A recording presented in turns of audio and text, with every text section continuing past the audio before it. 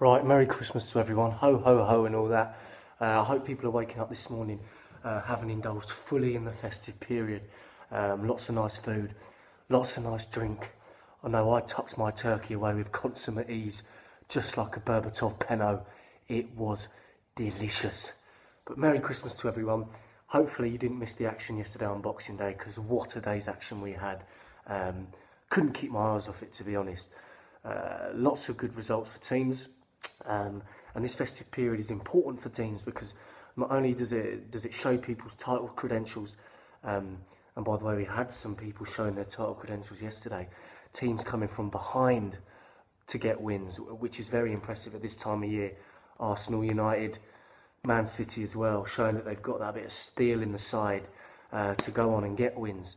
But just quickly, I just want to add, I hope Pochettino's having a look at his English-speaking CD-ROM that I got him this morning. I hope he's having a quick flick through that, because he needs to start doing some interviews on your own 2 feet, son. You really do. You can't keep doing that here. We're not going to tolerate it for much longer. And I hope Sherwood's having a look through his beginner's tactics handbook that I got him, and he's picking up some ideas, because 4-4-2 is a little bit dated, mate. So try and keep up with the times a little bit more. Mourinho, obviously in the bottom of his stocking, I gave him a list of strikers that he may need to have a look at in the January transfer window, because Bar, Torres, Eto'o, 5 goals between them. I don't think they're going to be able to get the title like that. I mean, Suarez has got 19 goals, scintillating form from him. But yeah, I mean, I think Mourinho is going to be in the market for a striker, that's no doubt. Obviously letting Lukaku go was silly, so silly. But he's going to be in the market for something. Having said that, Chelsea, 1-0 winners yesterday. I mean, they got a lot of 1-0 wins in Mourinho's first tenure, the first time he was in charge. And that'll please Mourinho, because they've struggled to kill games off in recent weeks. So that'll be pleasing for him. And, you know, a 1-0 win is a good win. And they're 2 points off the top. So you can never write Chelsea out, especially with Mourinho at the helm.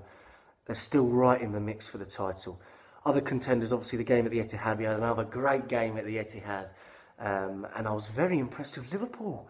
The way they came out and played some really good passing moves. You can never rule Liverpool out. And they played some very impressive stuff, cutting City open at times. I think when Suarez laid it into Coutinho, that was a lovely move.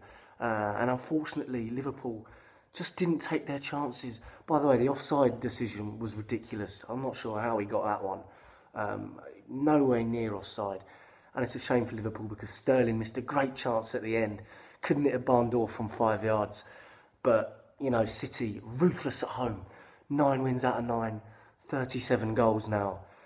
I think they'll go all season unbeaten at home. And it's just whether they can get that away form together. And, you know, they got that win at Fulham last week, which was impressive. And I think they are the team to beat, to be honest, Man City. So, well done to Pellegrini's team. But Mignolet, what a howler. Letting it through the gate. I think he was still thinking about his pigs in blankets when he let that one through, because that was a howler beyond proportion. So unfortunate for Liverpool. Arsenal, coming from behind to win at West Ham. Very impressed with them. When I saw it was 1-0 to West Ham, I thought that this is the Arsenal of old. They've bottled it again. This time of year, they go off the boil. And maybe Wenger's teams in recent years wouldn't have been able to find a way through. But, you know, they kept plugging away. They got that goal. Giroud's form is a bit of a worry, I think, for Wenger. And he may be in the market for something, but he doesn't like to dip in if he doesn't have to. And I think what is pleasing for him is Walcott coming back, scored one with his head. Couldn't believe it. That's a collector's item for Wenger, something in the bottom of his stocking.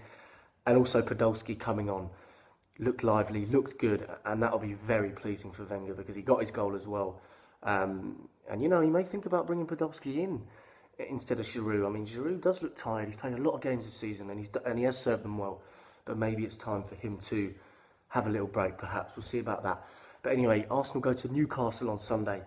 And I have refrained about talking about Newcastle up until now, because they are my team. But 5-1 at St James's, another great result. Obviously only against 9 men. And some of the decisions did go against Stoke in places. Mark Hughes was giving it his best full Monty impression, flinging off his coat, which made me laugh. But yes, unfortunately some decisions went against them, but Newcastle 5 at home, I think that's their biggest win all season. And what's going to be important to them, I'm still a bit sceptical about Newcastle. They're not challenging for the top 4. I'm not deluded in that sense. You know, it's top 6, and I don't even want to finish it in the Europa League, because that is a competition which just hinders you no end. But I mean, it is going to be a top 6 finish, and what's going to be important for Newcastle is holding on to Cabaye, tying Remy down to a deal perhaps in the summer, and if they can, perhaps adding to that. But the French Legion's in full effect, with Alain Pardieu at the helm as the Napoleon, if you like, leading things on. And, you know, it's good times for Newcastle. 7 wins in 9 now. Very impressed. And that game at St James's on Sunday will definitely be one to keep your eyes on. We'll see if Newcastle can get something there. But it should be a great game. And the bottom 3, all winning, away from home, boosting their chances of staying out. And just quickly on West Ham as well, Allardyce, he's got to be the next one for the chop, hasn't he? He's next to go. I'll put money on it. He's got to go. All the teams around them are picking up points, and West Ham are on that slide down to the bottom. It doesn't look good for them, I must say. I mean, Palace was the pick of the bunch for those wins for me. Having said that, what a win for Sunderland as well away at Everton. Haven't won away all season. Everton unbeaten at home, and they go and get the win. A late Christmas present from Tim Howard, who really just gifted one to Poyet there, and Poyet will be over the moon with those 3 points. And I'm surprised Howard didn't lose his rag on the pitch there, but I'm sure he had a little moan up when he got back to the dressing room. But well done to Sunderland, a really, really impressive win. Southampton, away winners at Cardiff. They are impressing me so much this season with the English talent they're bringing through. That's what I like most about them. Lallana looks so good, so fluent in the middle. Rodriguez and Lambert scoring goals. And I mean, it's been a good season so far, if you ask me, for English players. Rooney in good form, Sturridge, Henderson, Barkley. Some English players are playing terrifically well at the moment, and I'm not sure if that's going to bode well for the summer. We'll have to see. But Cardiff, what is going on at Cardiff? Vincent does not know how to run a football club. He doesn't have a clue. And yesterday he went for the old football shirt under the blazer with the collar underneath look.